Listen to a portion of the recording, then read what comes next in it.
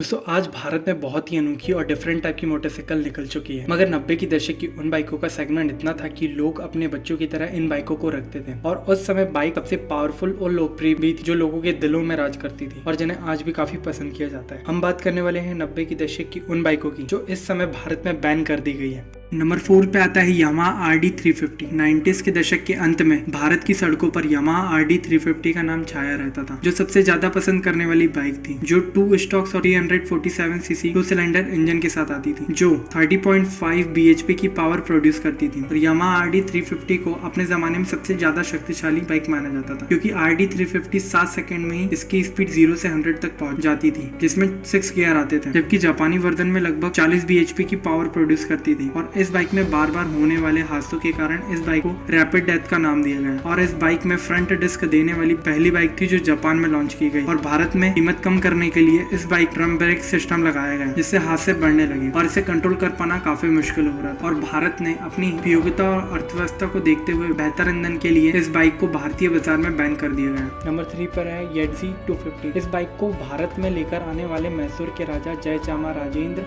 वाडियार और दूसरे पारसी बिजनेसमैन रुस्तम ईरानी थे। मैसूर के राजा जयचामराजेंद्र वाडियार बाइक के शौकीन होने के कारण उन्होंने भारत में इस कंपनी की शुरुआत की। जावा कंपनी ने 3 दशकों तक भारत में राज किया और अपने 18वां मॉडल तक निकाले। जयचामराजेंद्र द्वारा लाइसेंस रिन्यू नहीं कराने के कारण इस बाइक के मालिक रुस्तम ईरानी बन गए और इस कंपनी का नाम बदलकर YZ रख दिया गया, जिससे रुस्तम ईरानी ने YZ 250 सीसी की बाइक लॉन्च की, जो भारत में बहुत फेमस हुई। मगर YZ कंपनी का फेल होने का कारण बाजार में नई नई बाइकों का लॉन्च होना। दूसरी बात यह थी कि ज्यादा पॉल्यूशन छोड़ने के कारण इस बाइक को विदेशों में बैन कर दिया गया और जिससे भारत में भी इस बाइक को बैन किया गया। नंबर 2 पे आता है काइनेटिक होंडा। काइनेटिक होंडा को इंडियन मार्केट में एक आइकॉनिक बाइक माना जाता था। ये इंडियन मार्केट में 2 स्टॉक्स गियरलेस स्कूटी थी और ये एक ऐसी स्कूटी थी जिसने सबसे पहले 1 लाख किलोमीटर का सफर तय किया था। इस स्कूटर को इंडियन मार्केट में सबसे पहले 1984 में लॉन्च किया गया। इस बाइक ने काफी प्रगति की और इसकी स्पीड की बात की जाए तो ये काइनेटिक होंडा गियर वाली बाइक को भी टक्कर देती थी। इस बाइक का बैन होने का कारण इसकी स्पीड थी, जो अधिक स्पीड में कंट्रोल नहीं हो पाती थी, और दूसरा की काइनेटिक होंडा 2 स्टॉक स्कूटर थी। इसी कारण इसे